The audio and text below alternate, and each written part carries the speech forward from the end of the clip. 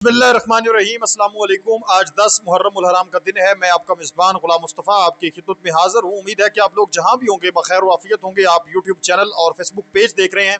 Trump ने बड़ा अजीबो गरीब किस्म का बयान जारी किया है ईरान से मुतल्लक। जब मैं आप लोगों के साथ शेयर करूँगा तो आप भी कहेंगे कि वाकई बड़ा हैरान कुन स्टेटमेंट है जी ईरान से मुतल्लक जो उसने जारी किया है।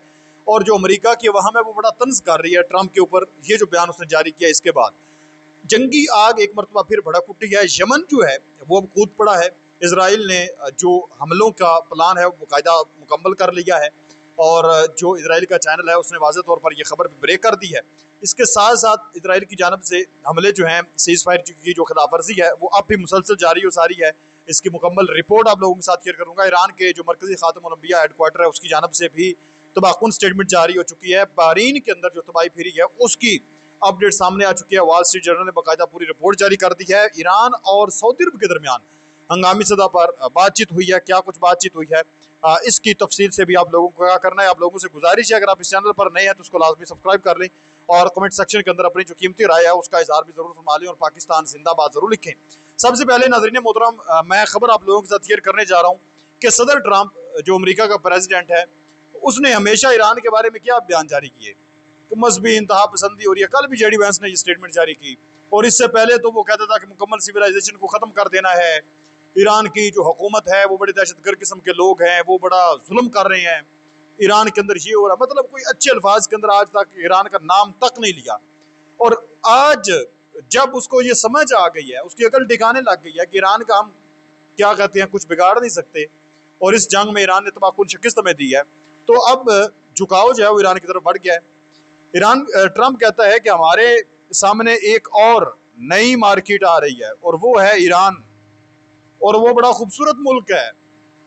कहता है कि ये एक बहुत बेहतरीन जगह है। ईरान के मुतल्लक ये ट्रंप का बयान है। कहता है कि हमारे सामने एक और नई मार्केट आ रही है और बड़ी खूबसूरत जगह है, बड़ी बेहतरीन जगह है, बड़ा खूबसूरत मुल्क है ईरान। और कहता है क्या कोई वहां जाना चाहेगा।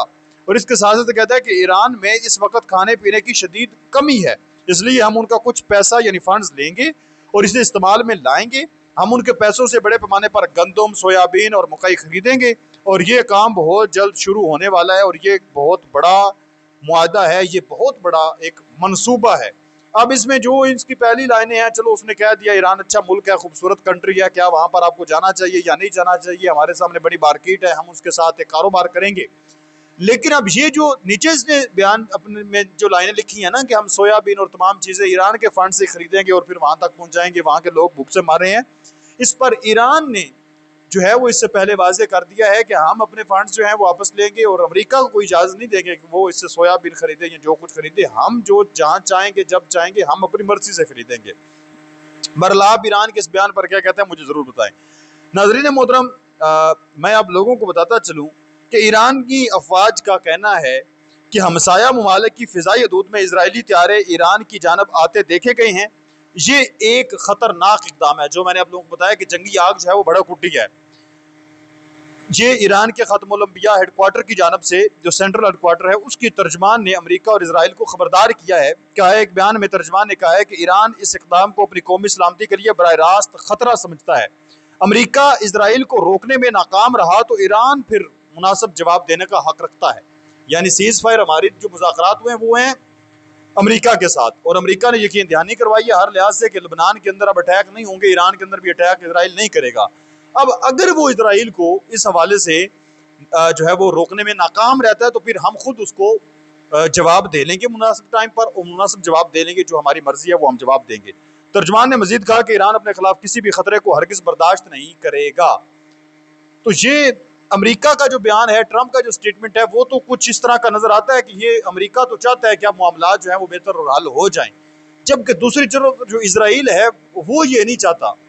वो तो पहले दिन से ही नहीं चाहता कि जंग बंदी हो। तो अब वो इस सीज़ फायर को खराब करने की मुसलसल जो है वो कोशिश कर रहा है। यही वजह है कि जो सऊदी अरब के वज़ीर ख़ारजा हैं शहज़दा फैसल बिन फरहान और ईरान के वज़ीर ख़ारजा हैं सैयद अब्बास अराग़ची, इनके दरमियान टेलीफोनिक गुफ्तगू हुई है, बातचीत हुई है। ईरान अमेरिका के दरमियान जारी जोरी मुज़ाकरात की ताज़ा तरीन पेश रफ्त पर तबादला ख्याल किया गया है। अब देखें, एक टाइम था जब सऊदी अरब ईरान की आपस में अनबन थी, कोई बातचीत किसी वाले से नहीं होती थी, लेकिन इस जंग के शुरू होने के बाद ये आपस में एक पेज पर जो है वो आ चुके हैं और अभी जो जोरी कह लें कि मुज़ाकरात हैं, इस हवाले से भी जो मुशावरत है वो सऊदी अरब ईरान की आपस में चल रही है। दोनों ममालिक के दरमियान मुतफ़िका मुआहदों की अमल दरामद में होने वाली पेश रफ्त पर गौर किया गया। इलाकाई इस्तेहकाम, ताल्लुकात और मुश्तरका मफादात पर भी बात हुई है। दोनों ने डिप्लोमेटिक चैनल्स को जारी रखने और इलाकाई तनाव कम करने पर जोर दिया है। तो जो ईरान ख्वाब देख रहा है कि एक मुस्लिम नेटो होनी चाहिए, वो हमें उसकी तकमील किसी हद तक होती हुई जो है वो नज़र आ रही है। इसके साथ साथ वॉल स्ट्रीट जर्नल ने खबर जारी की है, एक रिपोर्ट जारी की है कि ईरानी मिसाइल और ड्रोन हमलों ने बहरीन में अमरीकी बारिया के अड्डे को बड़े पैमाने पर नुकसान पहुंचाया, जिसमें 5th फ्लीट हेडक्वार्टर्स, मवासलाती सहूलियात, गुदाम और मावन इमारतें शामिल हैं। ये बात वॉल स्ट्रीट जर्नल ने सेटेलाइट तस्वीर के तज्जिए के बाद बताई है कि पेंटागोन ने इस तबाही की हद का अब तक अवामी तौर पर एतराफ़ नहीं किया। अगरचे पेंटागोन का कहना है कि ऑपरेशन जारी हैं और जानी नुकसान कम है, ताहम इन हमलों ने अमरीका के खलीजी अड्डों में नुमायां कमजोरियां जाहिर कर दी हैं और इसने अमरीकी फ़ौज के इलाकाई पोजीशन का वसी जायजा लेने का सबब बन दिया है। हुकाम अहम सहूलियात को ईरान के मिसाइल रेंज से दूर मुंतकिल करने या दोबारा डिज़ाइन करने पर गौर कर रहे हैं। इसमें फोर्सेस को फैलाना, इंफ्रास्ट्रक्चर को मजबूत बनाना और इसराइल जैसे मकामात पर बेसों को तोसी देना शामिल है। बहरीन में अकेले नुकसान की तामीर नौ की लागत 400 मिलियन तखमीना की गई है, जबकि पूरे खित्ते में अमरीकी अड्डों का कुल नुकसान 2 बिलियन यानी 55 अरब रुपए से ज़्यादा हो सकता है, माखज़ वॉल स्ट्रीट जर्नल। अब मुख्तलिफ तस्वीर इस वाले सामने आ रही हैं जो ईरान ने तबाही फेरी है इनकी। इसके साथ साथ नाज़रीन मोहतरम, इस वक्त ईरान और अमेरिका के दरमियान जो सीज़ फायर हुआ है उसकी खिलाफ वर्जी मुसलसल जारी है। आज भी खबर सामने आ रही है कि जनूबी लुबनान पर इसराइल ने हमले किए हैं और उसके मुसलसल हमले जो हैं वो जारी सारी हैं। लोग मारे जा रहे हैं, जख्मी हो रही हैं, इमारतें जो हैं वो तबाही हो रही हैं। तो फिर कहाँ का ये सीज़ फायर है? इस पर यकीनी तौर पर अमेरिका को एक्शन लेना होगा। और इसके साथ साथ वहाँ पर तो हमले जारी हैं। फिर आपने देखा, मैंने आप लोगों से खबर ये शेयर की कि ईरान के ख़ातमुल अंबिया हेडक्वार्टर ने इस चीज़ की तस्दीक की है कि ईरान के हमसाये किसी मुल्क के अंदर इसराइल की जो फ़िज़ाइया है उसकी निशानदेही हुई है, देखा गया है, जो कशीदगी को बढ़ा रही है। और फिर इजरायली फ़ौज यमन में दोबारा लड़ाई शुरू करने की तैयारी कर रही है, हूसियों के ख़िलाफ़ अपने ऑपरेशनल मनसूबों को अपडेट कर रही है। ये जो उनका चैनल है 14, उसने इस चीज़ की रिपोर्ट जारी की है कि इजरायली फ़ौज यमन फ्रंट पर मुमकिन नई कार्रवाइयों के लिए तैयार कर रही है। इसमें हूसियों के खिलाफ ऑपरेशन प्लान्स को दोबारा फ़ाल और अपडेट किया जा रहा है। यह तैयारी इसराइल वज़ीर दिफ़ा इसराइल काटन के हालिया बयानात के बाद हो रही है, जिन्होंने हूसी की आदत को खबरदार किया था कि असाब अभी खुला है और वो इसराइल पर हमलों की भारी कीमत चुका सकते हैं। तो जंग तो वैसे की वैसी जो है वो भड़कती हुई नज़र आ रही है।